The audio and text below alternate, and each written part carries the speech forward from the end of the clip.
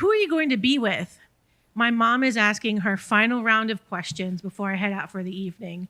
Beth, Mom, you know Beth. We're going to the coffee house and I'll be home by 11. I met Beth my senior year of high school, and we do things I've never done before, like hang out with the car guys in the parking lot at Parkdale Plaza. This was 1998, so basically I was living Fast and the Furious before Fast and the Furious was a thing. This was also where I met Beth. See, my friend Sharon was already dating a car guy, this guy James from California. And James was in his early 20s, and he was really into his Nissan truck and ska music. So that meant that our usual coffee house hangs turned into being at the parking lot on Friday and Saturday nights. So Beth was there just to talk to. She listened to my stories, and she listened to me talk about music and books, and she always offered the back seat for me to sit in. My evenings out were from 7 to 10:40, and yes, I deducted time to make sure I got home for my 11 p.m. curfew. And this was just a drop in the bucket for the guys who showed up to the parking lot and just to plan their evenings. My faded blue 1988 Ford Escort hatchback was definitely not the Blue Thunder my brother said it was when he gave it to me. So I parked a little away from the group, but it was standard, and Beth was super impressed when she learned I could drive stick shift. I felt bad lying to my mom, but not really, because we both agreed on my window of freedom. So I figured if I came home in one piece, then she could be assured that I could come home consistently at 11 p.m.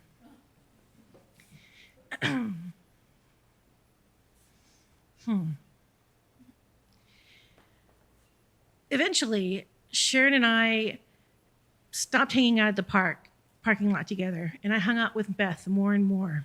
She was off with her boyfriend. And when we were at the parking lot, the guys would go hang out for a round and then eventually split off and either go out on their own or find a random remote piece of road outside of the city and race each other there. And that's what I had to say goodbye to Beth. She didn't have a curfew. She was older than me. So that's when one night, instead of going to the senior lock-in at the Corpus Christi Athletic Club, we stayed out at Beth's apartment listening to CDs and drinking pink and blue St. Ives malt drinks. So without the pressure of a curfew, I felt free. And freedom was sitting on a futon, listening to CDs and drinking with Beth. Soon, she was the only reason I was at the parking lot. And things got complicated when I went to school in San Marcos the next year. I had to renegotiate my curfew, 2 a.m., because as a new adult, adults don't have curfews. Well, maybe the closest thing is 2 a.m. when the bar closes. And my mom wasn't happy, but I still promised to get home in one piece. And Beth and I, we would drive around, go out to dinner, and hang out with our friends. I mean, nothing groundbreaking. We just laughed and talked a lot. And I didn't have a cell phone, so I couldn't be tracked. And it felt free just roaming around the city and seeing where the night went. Eventually, I would leave my campus on the weekends and make the 3.5-hour drive back home to stay at Beth's apartment. And being back home in Corpus and not going home felt really weird. I like to tell people that living in Corpus is like living in the biggest small city. So it was big enough that I could avoid my mom, but small enough that I still did really nothing but hang around. When Beth was at work, I would sleep in, do my homework, roam around.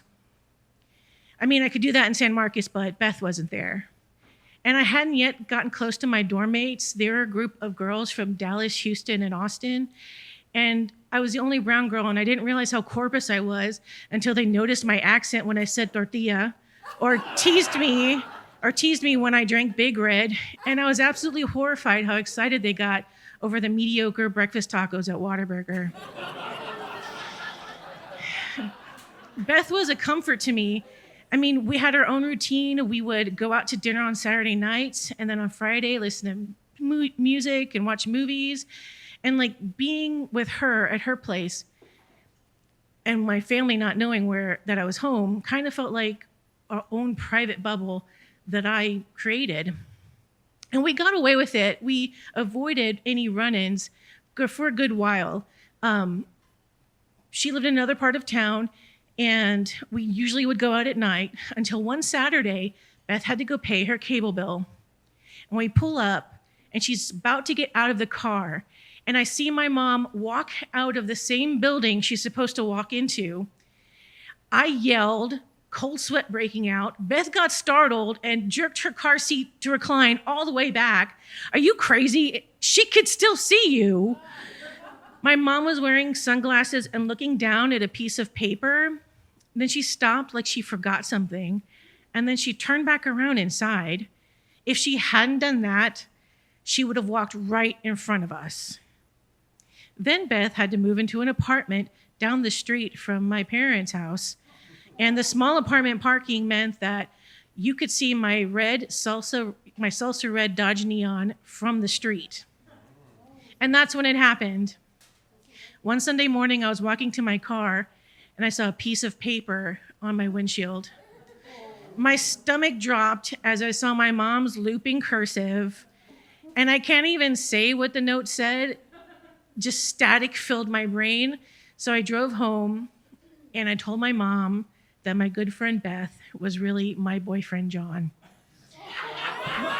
She was always John. Offering me the back seat, that was John. The senior lock-in night, that was John. Going out to dinner, driving around, John. Coming home for the weekend, staying in Corpus, I was at John's place. We yelled and cried. I call these arguments our growing pains arguments, where my mom and I have to readjust how we relate to each other. And I said I would feel better talking to her if she could stop treating me like a child, and then I promised to be more of an adult and tell her things instead of sneaking around like I did in high school. So we did her compromise this time, and I got a cell phone. A big, blocky Nokia cell phone with the tiniest screen. And this phone did nothing but make calls. Maybe it texted, but I didn't know anybody who texted back then. So I drove back to school with my brand new phone in my bag.